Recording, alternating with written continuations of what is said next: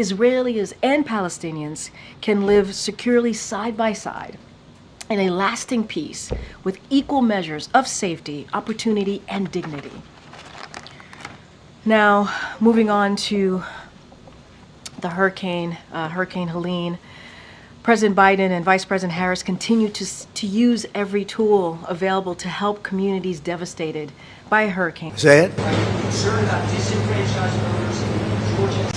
I'm not thinking about voters right now. I'm thinking about lives. And to be honest, it's much bigger than anything else. But we're thinking about lives, a lot of lives lost, a lot of people missing.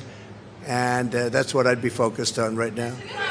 This is going to be a very tight race until the very end. We are the underdog, and we know we have some hard work ahead. His name is Elon Musk. He saved free speech. He created so many different great things. Where is he? Come on up here, Elon. He created the first major American car company in generations, and his rocket company is the only reason we can now send American astronauts into space. Come here. Take over, Elon. Yes, take over. I think it's actually becoming pretty darn clear to anyone that's actually paying attention that Donald Trump is winning. I mean, it's definitely becoming clear to Kamala Harris. I think without a doubt she knows. I mean, this is what she looked like returning from Washington after trying to hold a rally with firefighters in Michigan the very, very day that the firefighters union decided that they cannot possibly endorse her for president without risking their members holding a complete and total mutiny, right? Just look at her face. She knows that she is losing.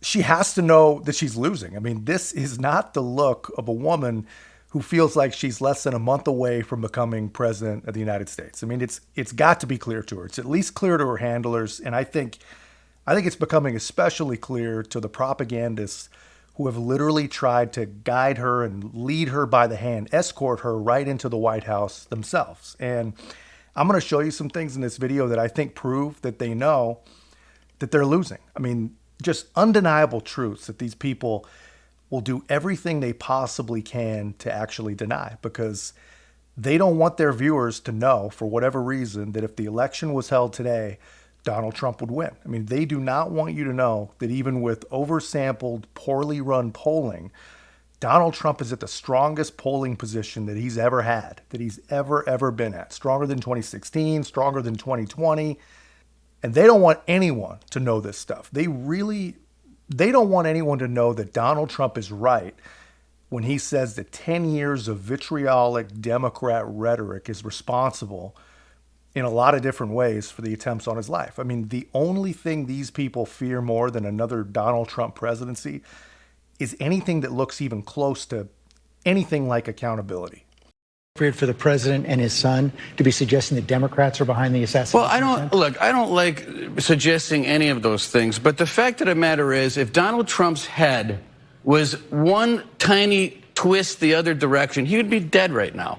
And what would be happening in America right now? So, yeah, when your dad almost gets killed and when he gets shot again, look, I'm not suggesting the Democrats are doing it, but the rhetoric that Donald Trump is a threat to democracy was a Democrat talking point. And the other talking point now is that he wants to monitor women's pregnancies, that Trump said that if he doesn't win, there's going to be a bloodbath.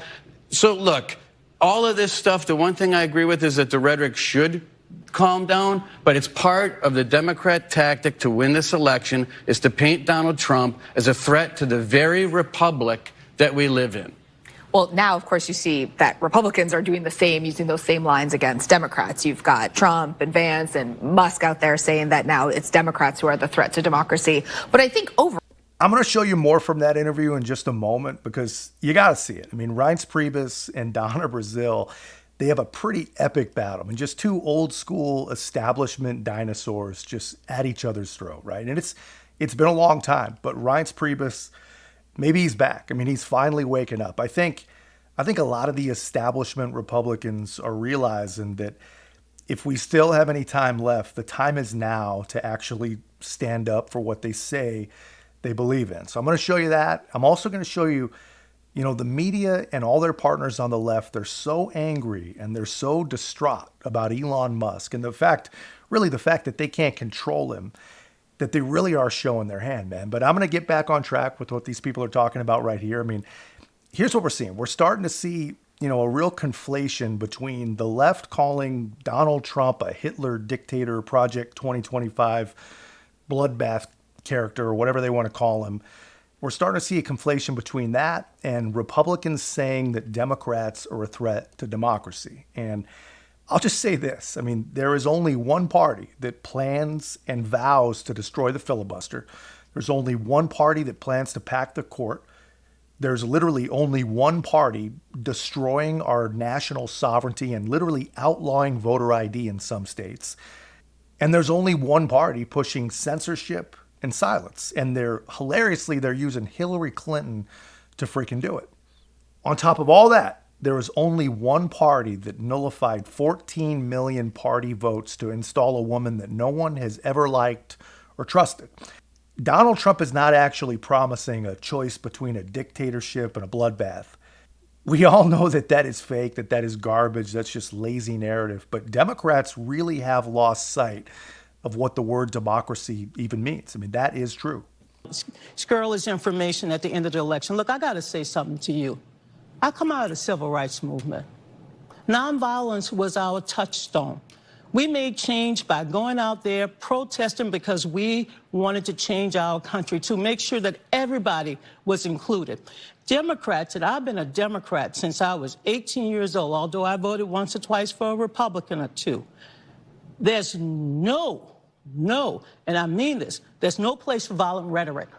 And when you threaten election workers, when you threaten to execute your quote-unquote former Joint Chief of Staff, Mr. Milley, when you mock Nancy Pelosi's husband being beaten by a hammer, I don't want to be lectured by Eric Trump. Who in the hell is Eric Trump saying Democrats? No, there's no place for violence of any kind. And this is something that needs to be said. I was there with you, brother, Mr. Priebus. I was there with you the day that Mr. Trump had that attempted assassination. The Biden campaign put down all of their ads just like they did during COVID. And they said, we are going to stop this. We need both political parties, both leaders. Do not go out there and blame Haitians. Do not go out there and blame immigrants and migrants. That is the rhetoric we hear every day. And if you cannot... You cannot say that Joe Biden won this election. Joe Biden won the election. Then you should not. The show is not a monologue. No, but it is the fact of the matter is, people have different It's the floodgate of lies. Okay? And the fact of the matter is, this is a former president and a son that, number one, came extremely close to losing his life and losing his father. Okay? He's been called a threat to democracy from the very beginning. They got rid of a sitting president to fulfill their message that he's a threat to democracy. And in order to save this country, they had a sitting president step down, put in a vice president in the summer. This is how they feel about it, and this is how everyone on the Democratic Party feels about it.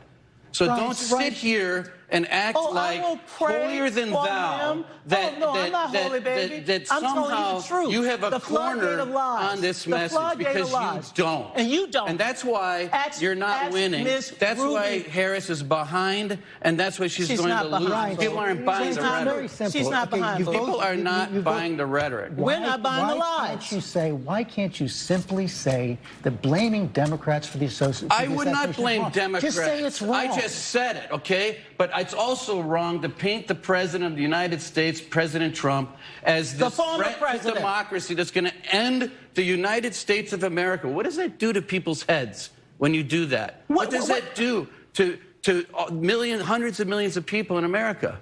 What does that It do has to an legal effect, immigrants? guys. What Wake does it up. do to legal immigrants when you know It you're has lying? an What does it effect. do to We're kids talking who are about trying to go the to president school? of the United States practically getting killed. And Okay? and That's we the all topic. condemn that. You're hitting 20 different topics. The Democrats condemn that.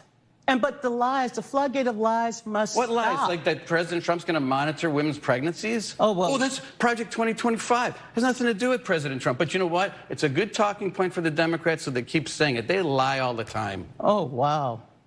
That's all she's got. She says, oh, wow. Like, that's her answer to that. I mean, I let that one run a bit because honestly, it's pretty freaking nice to see Republicans waking up and just finally fighting back, man. Because if you really want to know, I mean, I believe the reason we're in a lot of the positions that we're in right now is because Republicans really have been so incredibly freaking weak for so long. And I don't even really mean like the truly, truly weak ones like the Paul Ryans, the Mitt Romneys, Liz Cheney's, John McCain's.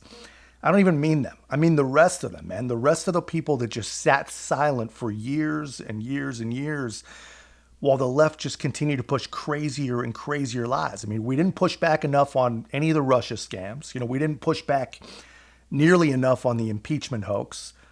We sure as hell didn't push back enough on January 6th. I mean, we literally watched and just let the left do billions and billions in damages. We watched while they injured thousands of cops and literally killed a couple dozen people. And we let them do it. And then January 6th happened. It's 4 freaking hours, and we still literally get beat over the freaking head with it daily 4 years later. And we don't ever fight back enough. I mean, ever. I mean, Joe Biden says that Israel should respond proportionally or whatever he said, right? Republicans never do that. I wish they would every once in a while do that. So it's nice to see a guy like Reince Priebus, you know, someone you don't generally think is the strongest example of Republican strength. But it's nice to see a guy like that just finally having enough because there's too many Republicans like Joe Scarborough who says he's a Republican, right? And I'm gonna show you the moment that Joe Scarborough and his evil freaking wife realize that Donald Trump was right. I mean, just watch these people's faces, watch their eyes the moment they realize that he was right. Saturday returned to the site of the first assassination attempt against him. Now, during that rally in Butler, Pennsylvania, he and his allies accused Democrats of trying to kill him. Over the past 8 years, those who want to stop us from achieving this future have slandered me, impeached me, indicted me, tried to throw me off the ballot, and who knows, maybe even tried to kill me. You know, I always say there's an enemy from within and there's an outside enemy. And if you're smart, the outside enemy is not going to be a problem. Russia, China, North Korea, we're not going to have a problem if you have a smart president. If you have not such a smart president, then it's a problem. But we have an enemy from within, which I think is much more dangerous than the outside enemy. First, they tried to silence him. When that didn't work, they tried to bankrupt him. When that didn't work, they tried to jail him. And with all the hatred they have spewed at President Trump, it was only a matter of time before somebody tried to kill him. And then, guys, they tried to kill him. They tried to kill him. And it's because the Democratic Party, they can't do anything right. They can't do anything right. You see it this week in the FEMA response in North Carolina, and in Georgia, and in South Carolina, and in Florida. This is a pivotal moment for our country. And I don't even have to tell anybody that here. We can all feel it. This is no longer a fight between Republican versus Democrat, left versus right. It is good versus evil. And good is going to win this battle, ladies and gentlemen. The level of un-American activity that you just saw is stunning. That is un-American. They know they're lying. Donald Trump knows that's a lie. I'll let that keep going, man. But just, I'm telling you, look in their eyes. Just look at their body language. They make Kamala Harris getting off the airplane after Michigan literally look like the campaign of joy that we're told this is, right? These people know that this is not a lie. They know that Donald Trump is 100% completely correct. And they also know, what they really know, is that they are personally guilty. Them and basically the entirety of their whole network. I mean, this is the kind of garbage that they publish. I mean, after assassination attempts, I mean, this is who these people are. This is what Donald Trump is actually talking about. What he says he intends to do. And when he turns around and says, Jen, to, like the head of this network or other people who are critics, that he intends to use SEAL Team 6 or the military within which to round up his critics or his opponents, he intends to do it. And I say that with firsthand experience. What do you think happens to you if he wins? Well, I'm out of here. I mean, I'm already working on a foreign passport with a completely different name. I don't know how it's going to work as far as dealing with my wife and my children. I certainly don't want them moving to where I'm looking to go. But I don't think yourself, the president of MSNBC, General Milley, Liz Cheney, how many people has he turned around and said that these are people that I intend to go after if I have the ability to? And the worst is the Supreme Court's recent decision that gave him immunity, presidential immunity. Now he thinks it's not only is it I can do whatever I want, but I can't even be prosecuted. It's a get out of jail free card solely for the president. So you're out of here. You'd leave the country. I have no choice. It's the perfect example of who they really are. I mean, these people platform known liars, people that they know have some strange, unnatural fixation and fear of Donald Trump. I mean, they publish these things like it's fact, that Donald Trump is a dictator. The guy, promises bloodbaths, and he's going to use his super new presidential super immunity to exact vengeance on the idiots in the media and Michael Cohen, a guy that literally no one cares about, man. And it's a little bit off topic, but if you ever wanted to know how serious you should be taking the New York conviction, the 34 felonies, they want to bang you over the head with the 34 felonies. That jury convicted him after this guy. This guy was a star witness. They believed this guy, the idiot who just admitted to trying to get a forged foreign passport on national television because he's so freaking afraid of Donald Trump, was the star witness.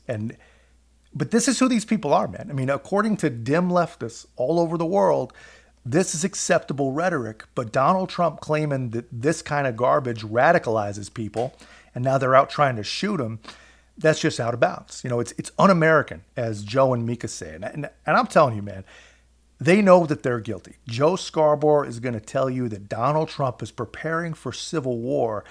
And Mika can't even look at the freaking camera. I mean, she nervously starts moving around her coffee cup. Just watch these people cope. Donald Trump knows that's a lie.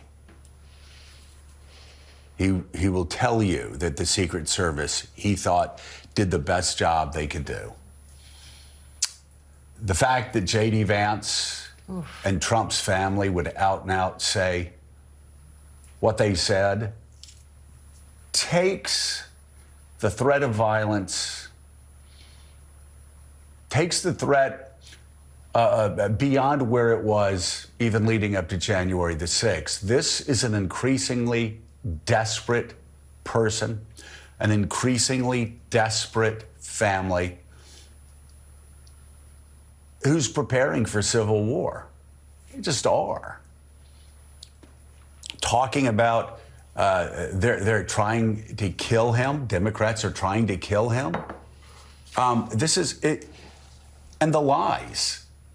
Think about this. I saw part of Donald Trump's speech this weekend. It was remarkable, the lies, not just on things this year, but even on policy. He'd just make up things and just throw it out there. And I'd be shocked if the audience was really that stupid to believe the crazy lies that he was throwing out there. But he does it so much. It is the falsehood, the firehood of falsehoods. I hate to stop it right there, but I mean, how funny is it? It's pretty damn funny to watch Joe Scarborough on MSNBC as he tries to convince the faithful that the un-American Donald Trump is preparing for civil war that he plans to stoke by claiming that dangerous rhetoric is dangerous. And in all this, he wonders out loud if the audience with Donald Trump is really that dumb. And it's funny because an MSNBC producer just got caught on hidden camera talking about how MSNBC is actively making their audience dumber on purpose. Point that I'm making, that this news network is indistinguishable from the party. Are they just the Democratic Party's mouthpiece? Exactly. MSNBC is the Democratic Party's mouthpiece. Yes. Yes. So is MSNBC just like doing whatever it takes to get Kamala elected?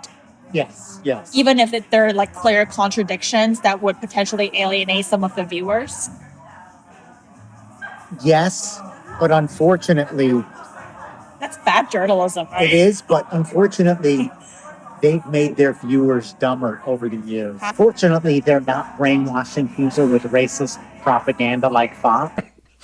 Unfortunately, they've made their audience dumber over the years, he says. A statement made about the MSNBC audience by an MSNBC producer.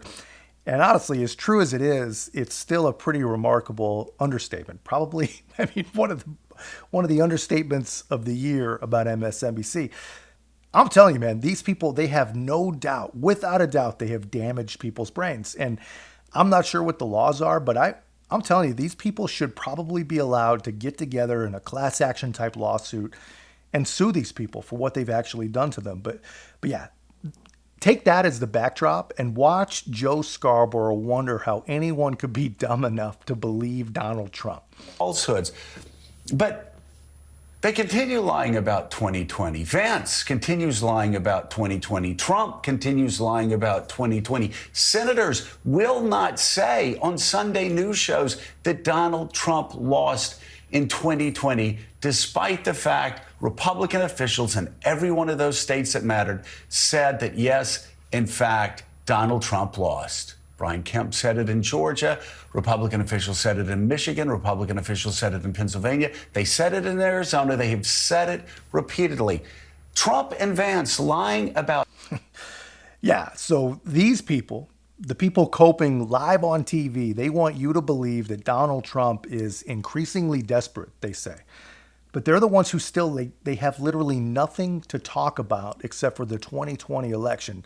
And they treat it like as if it's some magical rainbow and butterfly moment that's going to happen if they can just get Donald Trump to say that he lost in 2020. But no one cares, man. I mean, the people missing in hurricane zones and their families, they don't care if Donald Trump thinks he lost. Honestly, they probably wish that he won. I mean, the people who can't afford groceries, the people getting laid off, the people who can't afford to move out of the hellholes that they're living in, the people watching their tax dollars service everything and everybody in the world except for them. None of those people care what Donald Trump thinks about the 2020 election. Every single one of those people wishes that he had actually won.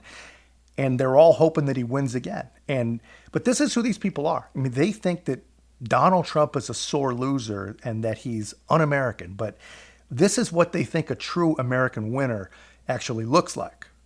But I also think there are Americans who are engaged in this kind of propaganda. And whether they should be civilly or even in some cases criminally charged is something that would be a better deterrent. There should be a lot of things done. We should be, in my view, repealing something called Section 230, which gave platforms on the internet immunity because they were thought to be just pass-throughs, that they shouldn't be judged for the content that is posted. But we now know that that was an overly simple view, that if the platforms, whether it's Facebook or Twitter X or Instagram or TikTok, whatever they are, if they don't moderate and monitor the content, we lose total control. And it's not just the social and psychological effects, it's real harm. What is something you see happening in the near future that we should be taking more seriously? Well, I do think that the press needs a consistent, the press that's not supporting Trump blatantly, very persistently, the press that's trying to be the press, be objective, be, reporting the facts. The press needs a consistent narrative about the danger that Trump poses. Yeah, so the woman who actually does still think that she won an election she didn't win, the woman who I promise you, Joe Scarborough, thinks that this is what a true American really is, this is what a true American really looks like. She's the one out making the media rounds, pushing this Democrat fantasy about repealing Rule 230 so that social media can be controlled and censored and monitored by powerful forces in the government, basically. And they say they want to do this because they want to get rid of the dangerous, un-American spread of misinformation. But here's the thing. The problem most people are going to have with that is that nearly everything these people believe is misinformation is actually true. I mean, things like an underwhelming response, a dangerous response to Hurricane Helene, things like Democrat rhetoric inspiring Trump assassination attempts, things like communities all over the country crumbling under the weight of illegal immigration. These are the kinds of things they want to silence. But the problem is they're all true. And here's the real thing. I mean, they are largely silenced. I mean, just like the MSNBC producer said about, the party coziness with the media, well, they have that same coziness at Facebook. They have it at TikTok. They have it at Instagram. So when these people are out making the rounds, pushing this censorship, they're really only talking about one man. They're talking about one man and one man only. And if they have to silence you and millions of people like you just to bring Elon Musk to heel, finally, they have no problem doing that. They have absolutely no problem doing that. But because there's only one person on this planet that they hate more than Elon Musk. From Musk's side, Musk obviously finds Trump's authoritarian leanings appealing, right? He certainly agrees with him on immigration. He's taken to very constantly just putting out fake information about immigration that comports with what Donald Trump has been saying on the campaign trail. But it also is obviously the case that Elon Musk responds to Donald Trump's strongman tendencies, right? And in this Butler site, it's this quasi-religious site for being the place that really made Donald Trump, the target that he always presented himself as. And it makes perfect sense. That was at that moment Musk signed on to Donald Trump's campaign. He's going to be there with him. And I think it reflects the importance of this site in sort of the Trump mythology. Ryan, you've written at length about the Trump-Musk alliance. I know you say tomorrow's rally is a full circle moment. What do you mean by that? Well, in the moments after the assassination attempt, that's when Elon Musk, who had been kind of already thinking about endorsing Trump, that's when he tweeted out, "I'm fully going to back President Trump in this election. This is the moment that I'm choosing." And he went full bore into it. He started tweeting photos, that iconic photo of President Trump holding up his fist, bloodied from the ear. And he bought into those emotions. And so now he's going back to Butler. He's kind of closing that loop. He is going to lend his support. I mean, Musk is just so ferociously pro-Trump online, right? I mean, obviously he bought Twitter, turned it into X, and made it into this echo chamber that now is extremely useful to the right broadly and Trump specifically. But the fact that he just puts out this propaganda and these false claims that align so completely with Donald Trump, and that he signs on to this picture of Trump as this strong leader who's going to save America, which is exactly how Trump likes to present himself, I think indicates that, Musk is bought into it. And, that Brian, of course, is absolutely right that there's benefits to Musk from having Donald Trump be president, and including that Trump has said he'll give Musk some job in the government or, some advisory role. But even beyond that, it's clear that his politics align. Ryan, I mean, it seems like for Elon Musk, for somebody who is running so many companies and I imagine under tremendous amounts of pressure, he seems to have a lot of time to just be putting out false information and sort of retweeting stuff or posting stuff that's just not true. He does have a lot of time. I was just on Twitter or on X looking at his feed, and sometimes he's tweeting more than 75 times a day. I mean, wow. I don't understand how you get anything done. I mean, we're all journalists. We think we spend a lot of time on that platform. We have spent a lot of time on that platform. But to do that much on there and run two other companies or, multiple other companies is a lot. And now we're talking about him potentially joining the Trump administration. He's talked about this government efficiency commission where he's going to have oversight over spending and jobs. I don't understand how he does it. Yeah. It's actually pretty amazing to watch it all happen when you think about it. I mean, I think the Democrats really only have themselves to blame. I mean, just think about this for a moment. I mean, what do you think the world would have actually looked like if they had just allowed democratic processes to work? I mean, just imagine another universe where district attorneys didn't try to imprison Donald Trump for 8-year-old misdemeanors, where attorney generals didn't try to bankrupt the guy just because he is who he is. You know, a universe where operatives didn't try to manipulate the ballot in multiple states. And at the same time, imagine that the Democrat Party wasn't so terrified of Joe Biden debating that they literally chased the Kennedy out of the party. Because, I mean, here's the thing. Here's what I'm getting at. The way I see it, before the machine started messing with Trump, I think the Republican establishment was already kind of starting to move away from Donald Trump. And you know that the media knew this because that's when they were attacking literally every word, every action Ron DeSantis did in Florida. I mean, he was the new Hitler, right?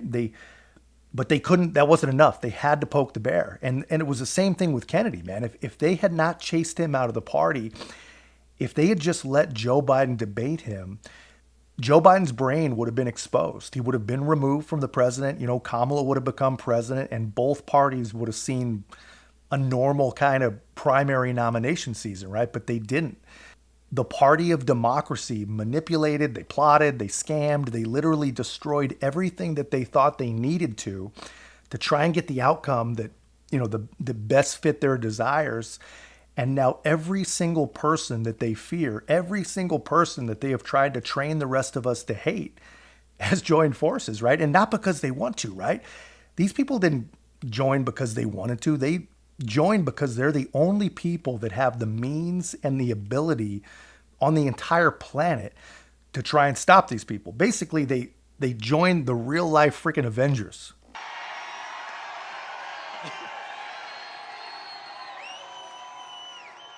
As you can see, I'm not just MAGA, I'm dark MAGA. Well, first of all, I want to say what an honor it is to be here. And, the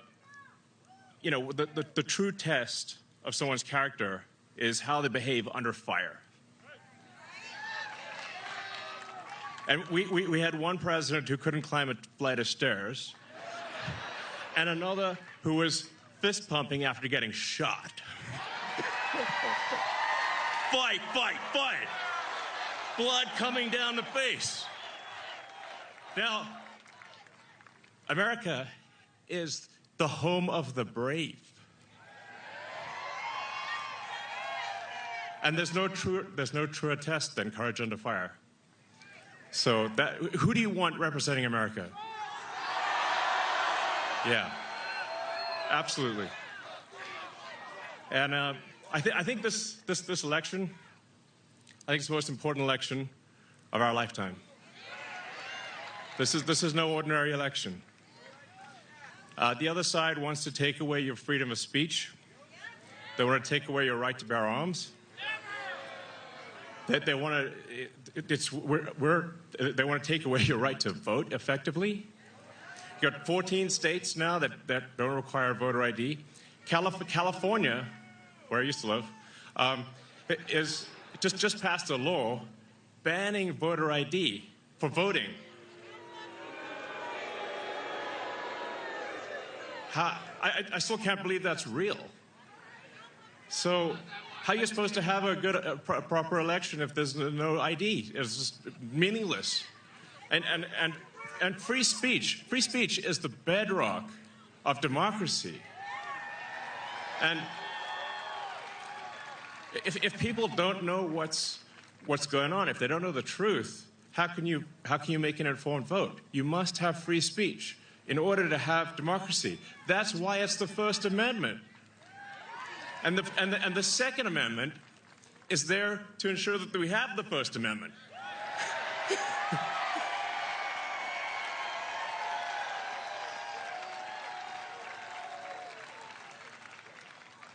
President Trump must win to preserve the Constitution. He must win to preserve democracy in America.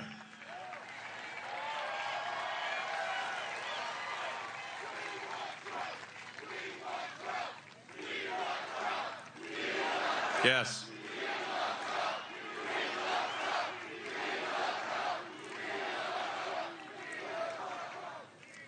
This is a must-win situation. Must win.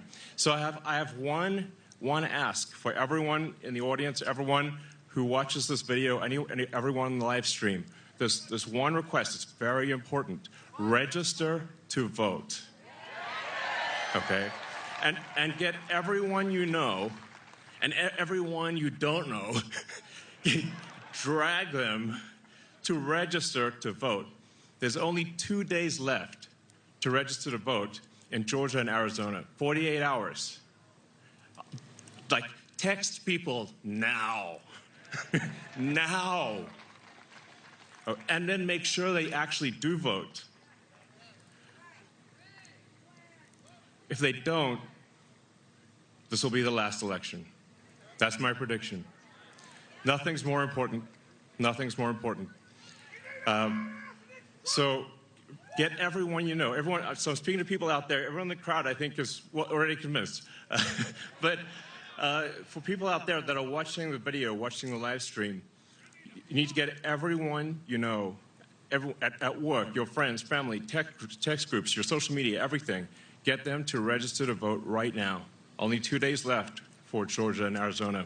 Only a couple weeks left in Pennsylvania. And if they're not registered to vote, it doesn't matter at that point. Register to vote. I'm being repetitive for a reason, okay? So nothing is more important. And a lot of people think maybe their vote doesn't count. Well, it does, okay? It does. It matters. And this election could be decided by 1,000 votes, 500 votes. A tiny margin.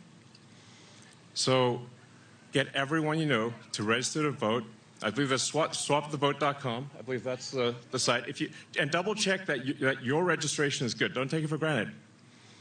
I'm just being repetitive about this point because it is the one takeaway, more than anything, that will matter is getting those registrations and then getting everyone you know to actually vote.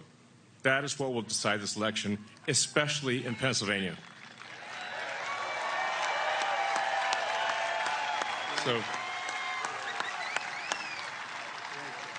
So thank you, and honestly, you want to just be a pest. Just be a pest to everyone you know, people on the street, everywhere. Vote, vote, vote. Yeah. This is everything that they fear, man. And I'm telling you, they're right to be afraid. I mean, this threatens every bit of their power in every single way, man. But the amazing thing is, like I said, it's all their fault. I mean, they are the reason this is happening. And, you know, they want to talk about un-American and all this other garbage. But consider this, you know, Democrat strategist, probably the man likely responsible for the destruction of our country that started with Barack Obama. This guy's openly glad that Republican voters in storm-ravaged states might not be able to vote. He is glad that the storm has hit Republicans, basically. And I'm telling you, this is exactly who these people are. My question about North Carolina, you had these killer storms, which, by the way, was a third big story this week. Yes, these another storms. And there's a lot of displacement in western North Carolina. Now, Asheville is a blue dot in that area. I was going to say, Asheville's Republican voters there. Yeah. But those voters in Asheville are, they're you know, the kind of voters who will figure out a way to vote. You know, they're upscale kind of liberal voters, and they're probably going to figure out a way to vote. I'm not sure a bunch of these folks who've had their homes and lives destroyed elsewhere in western North Carolina in the mountains there are going to be as easy to wrangle for the Trump campaign. So that's I don't know how that's all going to play out, but it's an unpredictable element in North Carolina that has made it maybe a little more interesting. That's it right there. I mean, this is exactly who these people are. You know, Donald Trump is an un-American danger, but Hillary Clinton is out pushing censorship. Kamala Harris is pushing communism. Axelrod is giddy that Republicans are left to die by their own government. And this, all for politics, man. This is who these people are. And here's the best thing. I mean, they are so extreme now. They're so wrong. They're they've lost themselves so badly that people are starting to see it, right?